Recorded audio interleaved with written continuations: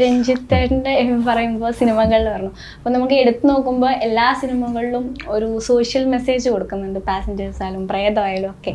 അപ്പോൾ ഈ സിനിമയിൽ അങ്ങനെ ഒരു മെസ്സേജ് നമുക്ക് പ്രതീക്ഷിക്കാമോ? സിനിമ മറ്റന്നാൾ ഇറങ്ങുള്ളൂ, കണ്ടിട്ടാ. പിന്നെ മെസ്സേജിന് വേണ്ടി എടുത്ത സിനിമ ഒന്നും ഉണ്ടായിരുന്നില്ല, അത് ഓട്ടോമാറ്റിക്കലി അറിഞ്ഞു പറയാതെയൊക്കെ വരുന്നതാണ്.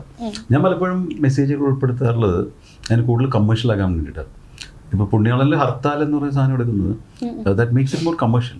അങ്ങനെയാണ് നോക്കുന്നത്. ഇതിലും അങ്ങനെ ഒരു വിഷയം ഉണ്ടെങ്കിൽ ചിലപ്പോൾ അത് എല്ലാവർക്കും തോന്നുന്ന വിഷയമായിരിക്കാം, എല്ലാവരും ഫീൽ ചെയ്യുന്ന വിഷയമായിരിക്കാം. അപ്പോൾ അത് ആ സിനിമയെ കൂടുതൽ കമേഴ്ഷ്യൽ ആക്കാനാണ് ഞാൻ സോഷ്യൽ വിഷയങ്ങൾ എടുക്കാറുള്ളത്. അപ്പോൾ അത് ആക്ച്വലി സോഷ്യൽ കമ്മിറ്റ്മെൻറ്റ് ഭാഗമാണെന്ന് വെച്ചാൽ എനിക്കറിയില്ല. ആസ് എ ഡയറക്ടർ ഇപ്പോൾ സിനിമ എടുക്കുന്നത് എന്ന് പറയുമ്പോൾ എൻ്റെ സെൽഫ് സാറ്റ് ഇപ്പോൾ പറയും, ഞാൻ എനിക്ക് വേണ്ടിയിട്ടാണ് സിനിമ എടുക്കുന്നതെന്ന് പറയുന്ന കുറേ ഡയറക്ടേഴ്സ്.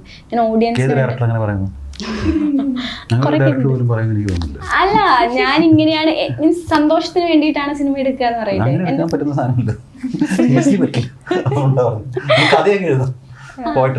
അങ്ങനെ മീൻസ് ഓഡിയൻസിന് വേണ്ടിയിട്ട് അല്ല, എനിക്കും കൂടെ അതിനൊരു അങ്ങനെ പറയുന്നുണ്ടാവും. ഒരു ഡയറക്ടർ എന്നൊരു സിനിമ എടുക്കുമ്പോൾ രഞ്ജിത്തേട്ടന് തോന്നുന്നത് എന്തൊക്കെയായിരിക്കും?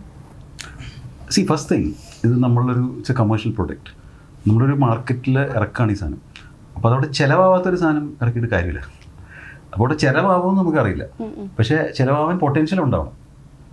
പൊട്ടൻഷ്യൽ ഉണ്ടാകുമ്പോൾ ആ കൺസ്യൂമേഴ്സ് എന്താണെന്ന് നമ്മൾ മനസ്സിലാക്കണം. 10 കൊല്ലം മുമ്പുള്ള കൺസ്യൂമേഴ്സ് അല്ല ഇന്നത്തെ കൺസ്യൂമേഴ്സ് ഹസ് ചേഞ്ച്ഡ്.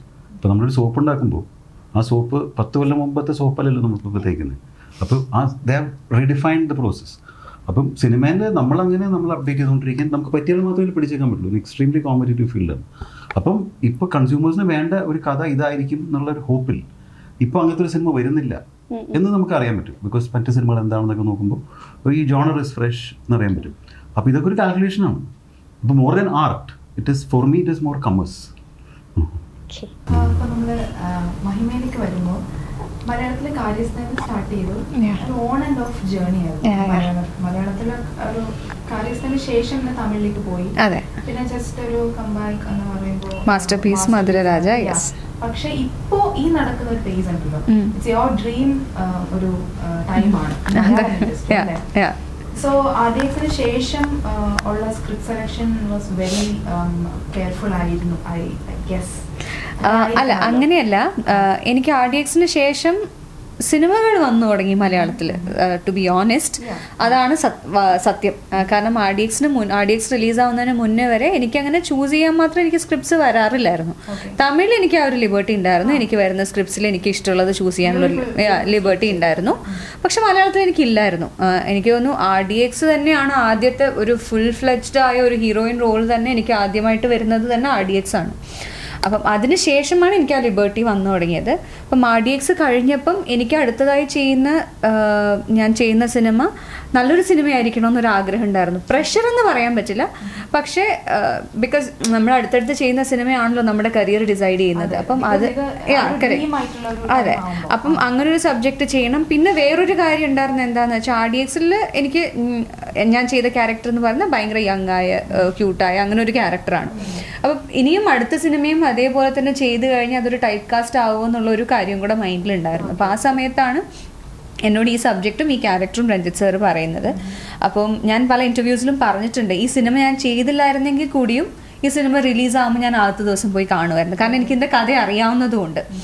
അപ്പം അങ്ങനെ ഒരു സബ്ജക്റ്റ് വരുമ്പോൾ, അങ്ങനെ ഒരു ക്യാരക്ടർ വരുമ്പോൾ എൻ്റെ ആഗ്രഹമായിരുന്നു ഞാൻ ഈ സിനിമ ചെയ്യേണ്ടതെന്നുള്ളത്. I wanted to be part of the cinema. ഞാനല്ലെങ്കിൽ ഇത് വേറൊരാൾ ചെയ്യും എന്നുള്ളത് ഉറപ്പാണ്.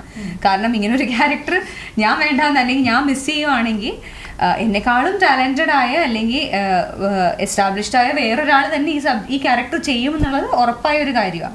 അപ്പം എന്തിനു ഞാൻ മിസ് ചെയ്യണം? അപ്പം അതുകൊണ്ടാണ് ഓഡിഷൻ ചെയ്യുന്ന സമയത്ത് എനിക്ക് കഥ പോലും അറിയില്ലായിരുന്നു. കാരണം എൻ്റെ അടുത്ത് കഥ പോലും പറഞ്ഞില്ലായിരുന്നു. ഇങ്ങനൊരു സീനുണ്ട്, മഹിമയ്ക്ക് ഓഡിഷൻ ചെയ്യാൻ ഓക്കെ ആണോ എന്ന് എൻ്റെ അടുത്ത് ചോദിച്ചു. And I was like yes, I was open to give an audition.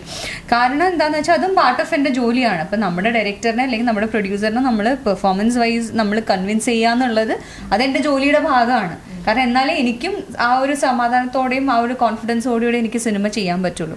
അപ്പം എനിക്ക് ഓഡിഷൻ ചെയ്യണം എന്ന് പറഞ്ഞപ്പോൾ I was willing to do it. ഞാൻ ഓഡിഷൻ കൊടുത്തു. അതിന് ശേഷമാണ് എനിക്ക് സബ്ജക്റ്റ് തന്നെ നറേറ്റ് ചെയ്ത് തരുന്നത്. കേട്ട ഉടനെ എനിക്ക് ഐ വാസ് ലൈക്ക് എനിക്കിത് മിസ് ചെയ്യണം, ഇത് ഞാൻ ചെയ്തില്ലെങ്കിൽ വേറെ ആരെങ്കിലും ചെയ്യും, അതുകൊണ്ട് എനിക്കിത് ചെയ്യണം എന്നുള്ളൊരു ആഗ്രഹമായിരുന്നു എനിക്ക്. That is how I got into the movie.